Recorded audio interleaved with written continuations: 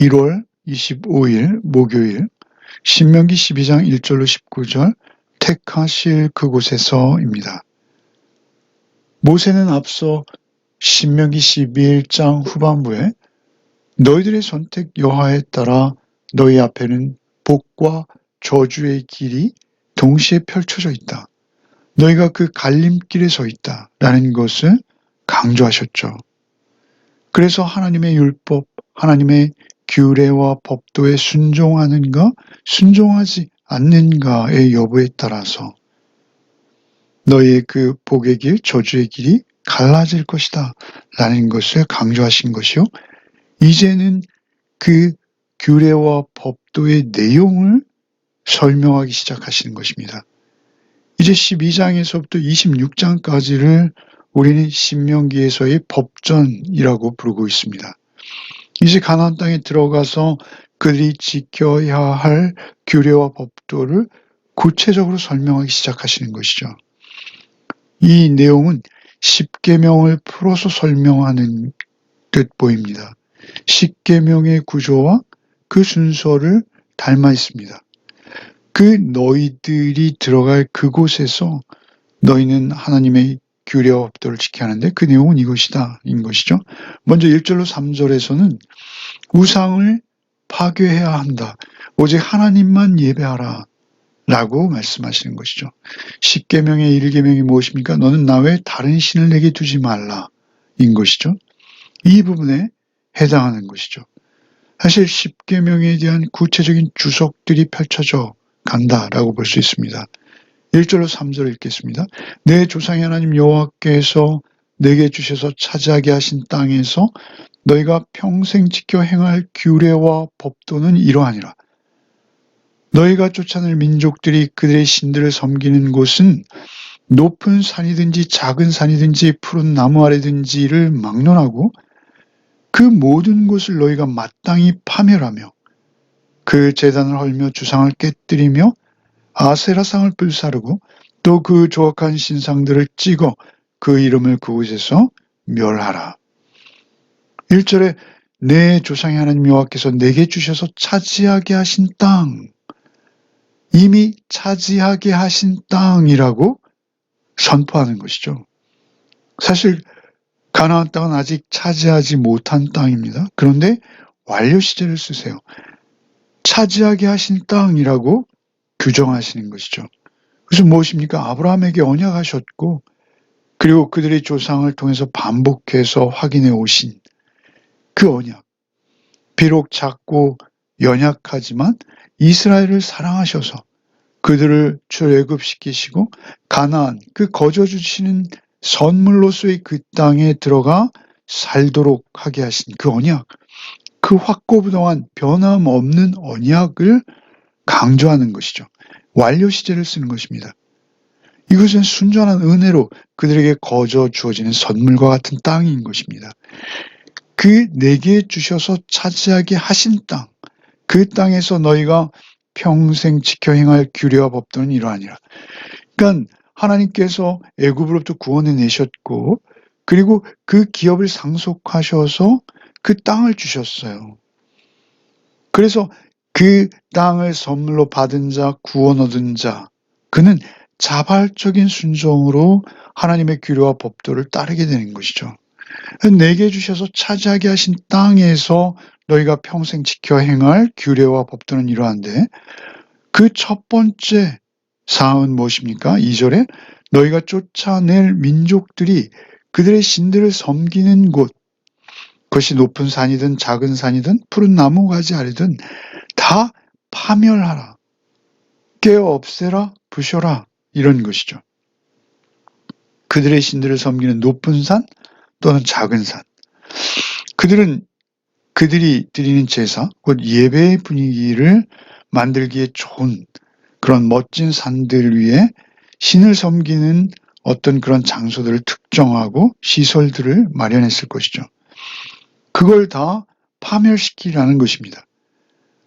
예배의 분위기를 만드는 좋은 산들이 있지 않습니까? 우리도 뭐 삼각산 이런 거 있지 않습니까?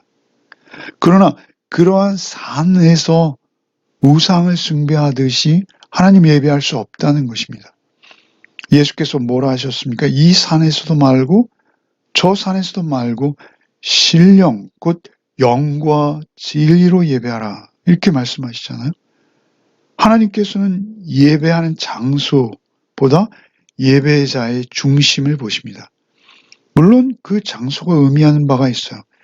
그래서 그 장소를 한 곳으로만 지정하시죠. 그러나 그 장소 중요합니다만 그 의미가 중요한 것이요. 하나님께서 정말 보고 싶어 하시는 것, 관심 있으신 것, 그것은 우리의 중심이요, 우리의 마음입니다. 하나님은 우리의 마음을 보시는 분이시죠. 그래서 그 우상을 파멸시키라. 3절에 그 제단을 헐며 주상을 깨뜨리며 아세라상을 불사르고 조옥한 신상들을 찍어 그 이름을 그곳에서 멸하라. 헐며 깨뜨리며 불사르고 찍어 파멸시키고 멸망시켜라. 왜 그렇습니까? 그 땅은 하나님께서 주신 땅이요 그들을 구원해내신 하나님의 은혜로 거저받은 삶이기에 그들은 그곳에서 하나님을 섬기는 것이 마땅한 것이죠. 그 신상들을 찍어 그 이름을 그곳에서 멸하라. 이름은 무엇이죠? 그 존재의 속성입니다. 그 나무나 돌에 붙여진 이름, 그것은 사실은 우상에 원래 있던 이름이 아니라 우상을 숨기는 자들의 욕망을 투영해낸 그 이름들, 그 이름을 아예 기억 속에서 지워버려라, 멸하라, 존재하지 못하게 하라. 이것이 하나님의 일계명인 것이죠. 그리고 이제 쭉 설명해 나가시는데요. 이외 두 번째는 택한 곳, 이름을 두신 곳, 그곳에서 제사하고 예배하라 라는 것이죠. 하나님의 법대로 예배하라는 것입니다. 4절부터 읽겠습니다. 너희 하나님 여호와께서는 너희가 그처럼 행하지 말고 오직 너희 하나님 여호와께서 자기의 이름을 두시려고 너희 모든 지파 중에서 택하신 곳인 그 계실 곳으로 찾아 나아가서 너희의 번제와 너희의 제물과 너희의 11조와 너희 손의 거제와 너희의 서원제와 낙헌제물과 너희 소와 양의 처음 난 것들을 너희는 그리로 가져다가 드리고 거기서 곧 너희 하나님 여호와 앞에서 먹고 너희 하나님 여호와께서 너희의 손으로 수고한 일에 복 주심으로 말미암아 너희와 너희 가족이 즐거워할지니라. 4절에 너희 하나님 여호와께서 여호와께는 너희가 그처럼 행하지 말고 우상들과 정반대되는 것이죠. 자기의 욕망을 투사한 그 우상들이 아니라 이제 실존하시는 그들을 구원하시고 가나안 땅을 선물로 주신 그 하나님. 5절에 오직 너희는 하나님 여호와께서 자기 이름을 두시려고 너희 모든 지파 중에 택하신 곳. 이름은 존재의 속성이라고 그랬습니다. 하나님의 속성 무엇입니까? 공의와 사랑이죠. 그 공의와 사랑의 하나님, 그 이름을 두시려고 너희 모든 지파 중에서 택하신 곳인 그 계실 곳으로 찾아 나가서 그 공의와 사랑의 하나님이 지정하신 곳, 택하실 곳,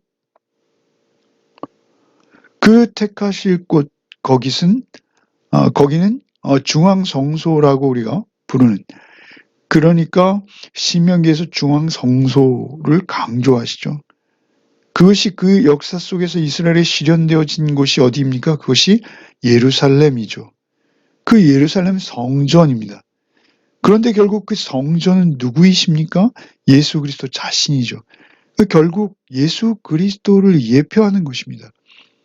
그 계실 곳으로 찾아 나아가서 너희의 번제와 너희 제물과 너희 11조와 너희 손의 거제와 서원과 서원제와 낙헌 예물 너희 소와 양이 처음 난 것을 가져다 드리라는 것이죠. 예수 그리스도께서 성전 되실 것이죠. 그들의 구원의 은혜를 허락하신 하나님의 임재, 곧 하나님이 이름을 두신 그곳에서 너희가 예배하는 것이라는 것입니다. 그 예배가 각별한 것이죠. 구원하신 하나님 앞에서의 예배인 것입니다. 너희의 서원제와 낙헌 예물, 특별한 이유가 없어도 자원해서 드리는 예물들이거든요.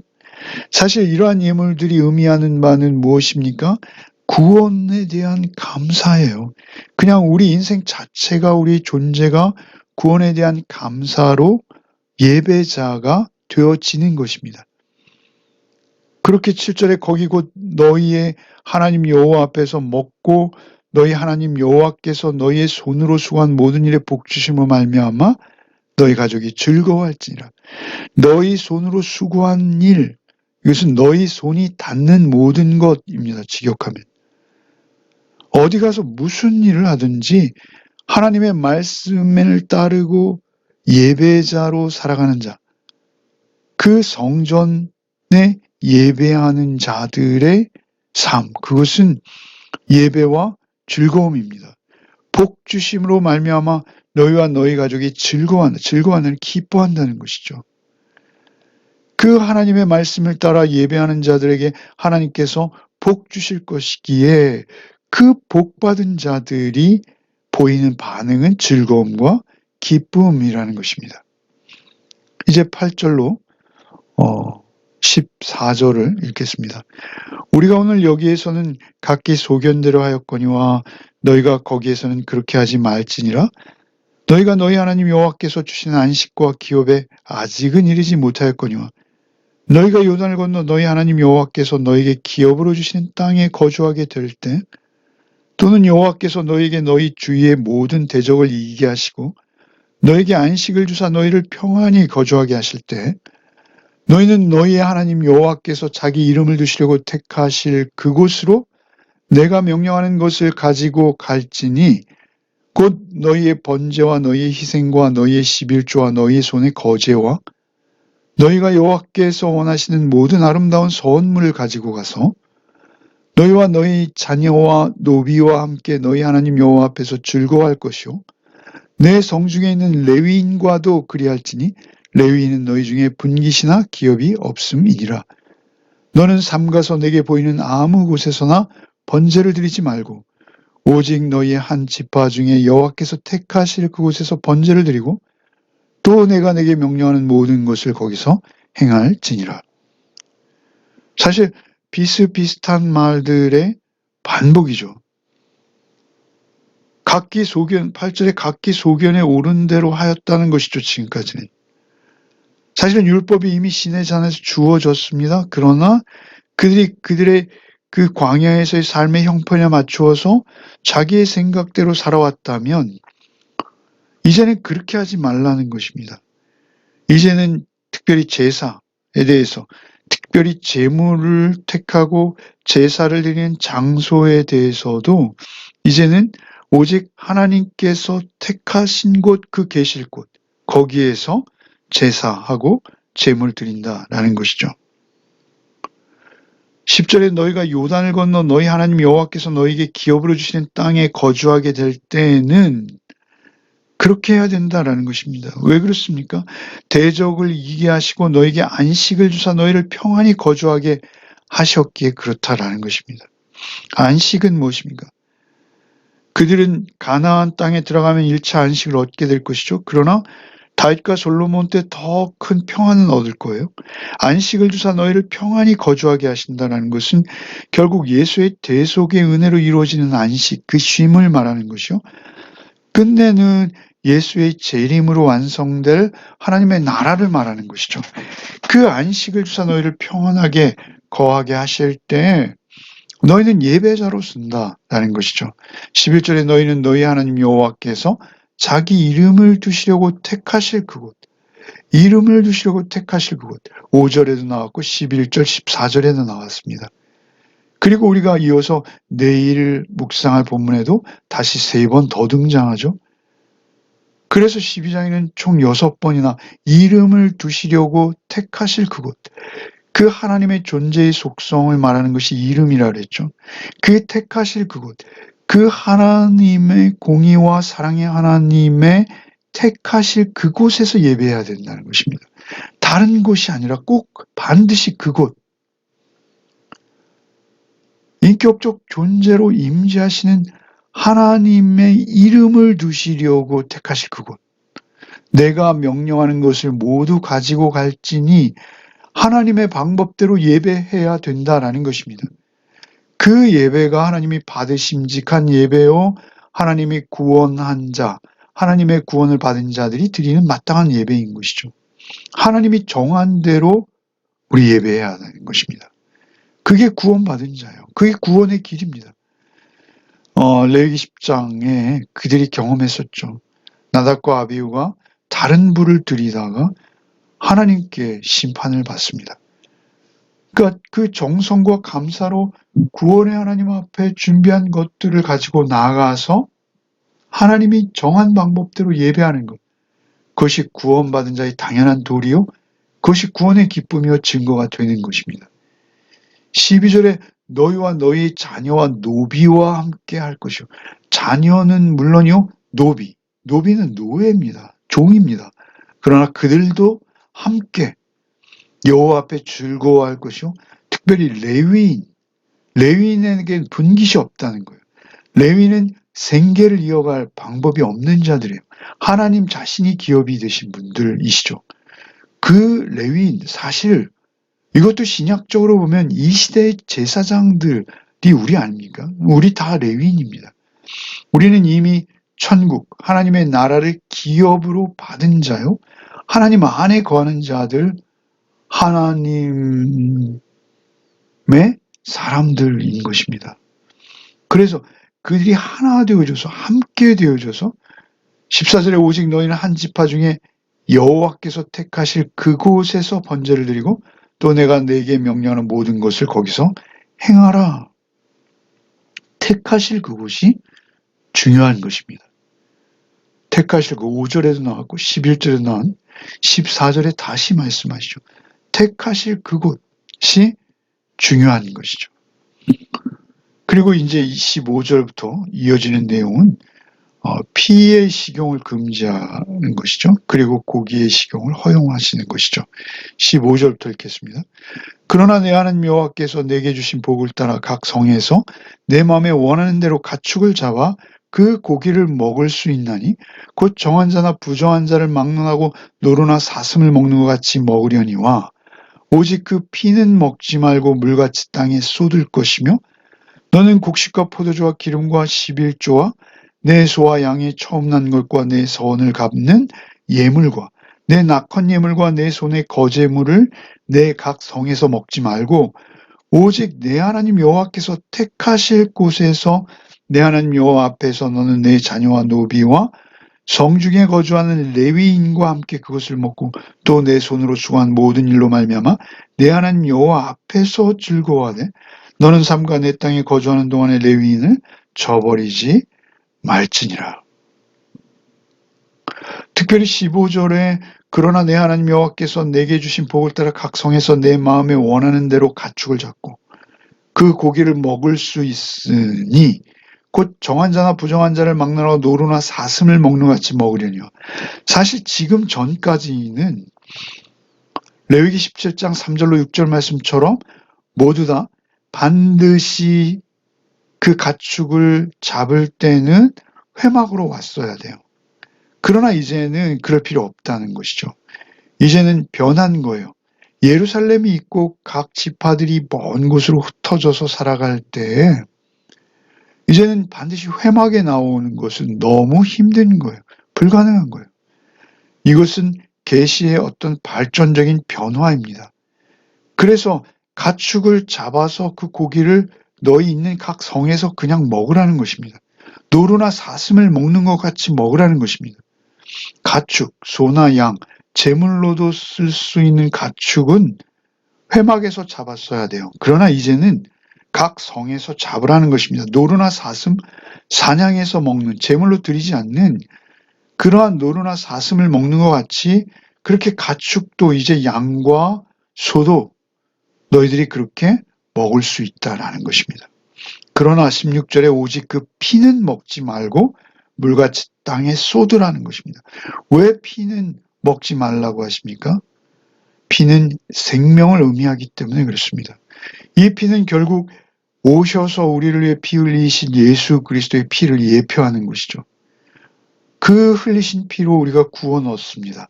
우리의 생명을 물러주시는, 속전하시는, 속량하시는 그 부어진 피로 우리가 생명을 얻게 되는 것이죠. 피는 생명입니다. 그 지금까지 그들도 무수히 제단에 피를 부었고 지성소에 뿌렸습니다. 그 의미를 잘 알고 있어요. 그래서 그 예배의 대상이며 구원의 상징을 예표하는 그 피를 먹지 말라는 것입니다. 피는 생명이라는 것입니다.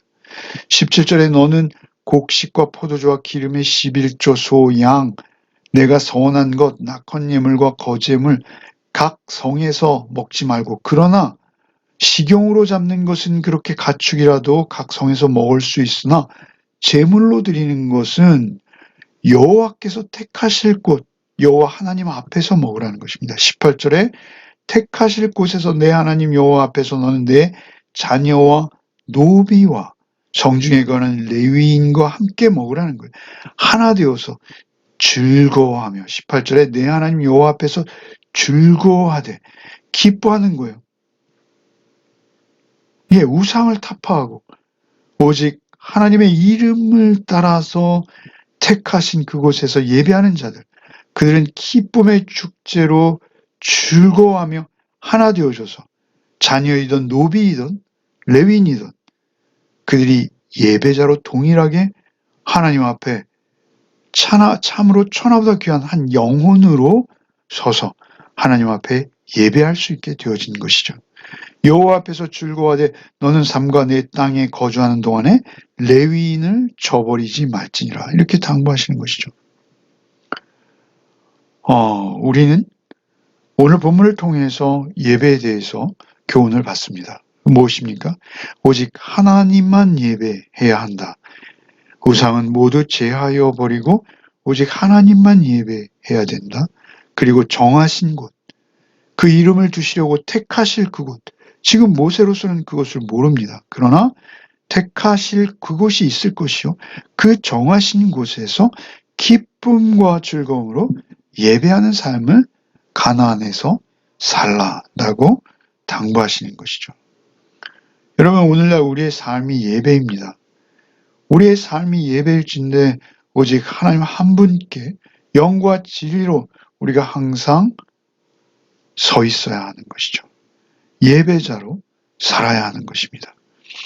오늘도 오직 성령의 능력 안에서 성령의 지혜를 의지하며 사랑하고 또 인내하며 우리 주님 닮은 모습으로 하루를 살아내는, 참으로 자녀와 노비와 레위인을 포함하는 모든 하나됨을 실현하는, 예배자로 실현하는 하루의 삶이 되시기를 바랍니다. 기도하시겠습니다.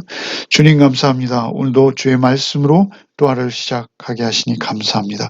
택하실 그곳, 우리를 택하시고 우리를 찾아오셔서 우리를 성전 삼으신 하나님 안에서 우리가 영과 진리로 예배하는 자로 오늘도 하나님 앞에서 우리의 삶을 드릴 수 있게 하여 주시옵소서.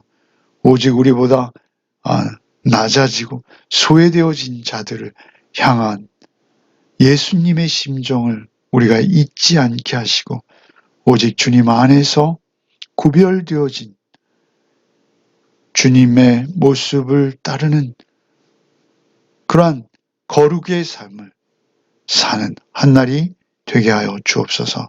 예수 그리스도 이름 받들어 기도하옵나이다. 아멘.